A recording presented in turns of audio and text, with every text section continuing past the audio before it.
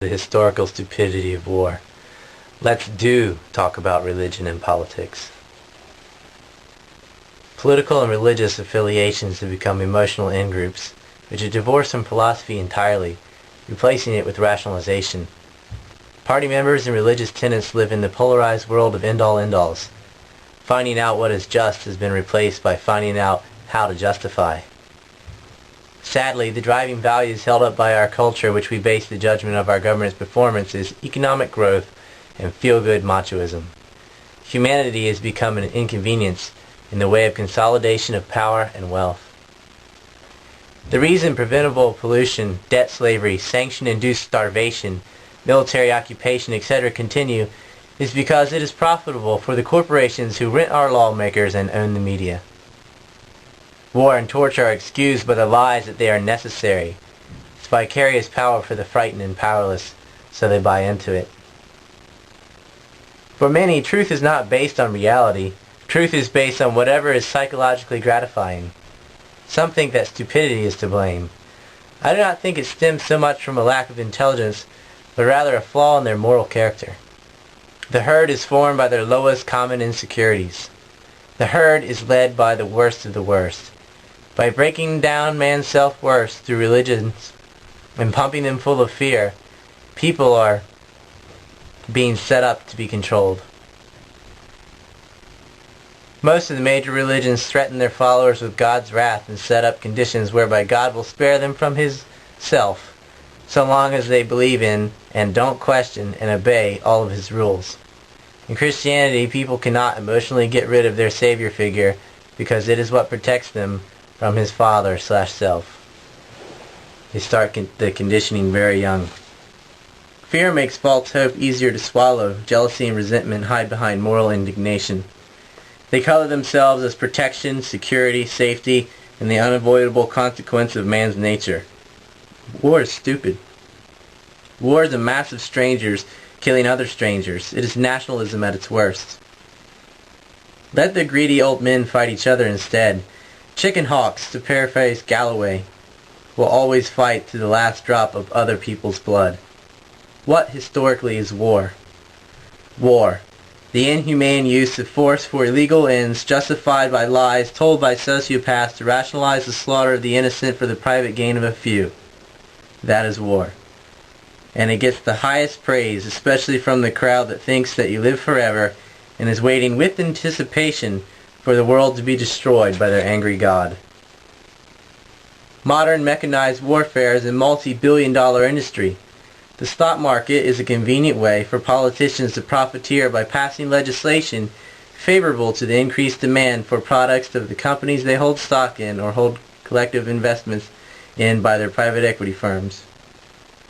Since the military contractors are paid with tax money, the people subsidize lucrative contracts awarded by the state to the corporations who most funded their political campaigns. An increase in the profit margin for state-assisted monopolies comes at the expense of great atrocities to the environment and the most immoral, inhumane acts in history. All of this money doesn't even come from taxes, it comes from bank loans, so people pay for it twice, once with taxes and again with inflation. And the central banks grow more powerful with every war. And always, the defense companies are getting investments from churches via propaganda and billions in cash. Kill, convert, and collect. That is the industry. The blood for money game is packaged as righteous offense, or defense, which is an oxymoron. The Defense Department should be renamed the Offense Department. It's defense against terrorism, communism, savages, heretics, barbarians. Take your pick through time. It has always been about controlling resources to increase the wealth of a few. The future always looks back and says, how horrible, while they are presently on the same course under different labels. The war makers fool the public every time because the history of war is dressed up in glory instead of its soul-shattering reality. People fall in love with the tactics and bravery.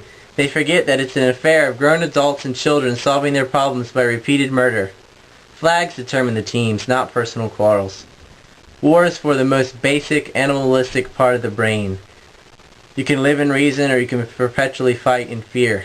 You decide. You have to decide. That is the other thing. The passivity of the apathetic majority not only refuses to take action against the events that they know are wrong, they violently react to other people who even bring up the subject. This willful ignorance and selfishness is what deserves ridicule, not the people who do talk about religion and politics, but those who don't. But not in our culture. How many times will the poor be bamboozled into fighting other poor people for the rich? How many times will the general public blindly support military misadventures because the profiteering authorities told them that there was some righteous cause? How many times can a boy cry Wolfowitz? How many times can the war party flip-flop their reasons for a war? How can the mass media cheerleaders promote each lie before the public starts ignoring them? How long can they do that? Seemingly forever. I'm sorry if I step on anyone's feelings who sincerely thinks that we go to war for noble dreams of freedom, etc. I want you to see the young children dying in hospitals in Palestine, caught in the 5th generation of a war, where the Israelis have illegally created racial colonies they call settlements, with full support of the U.S. tax dollars.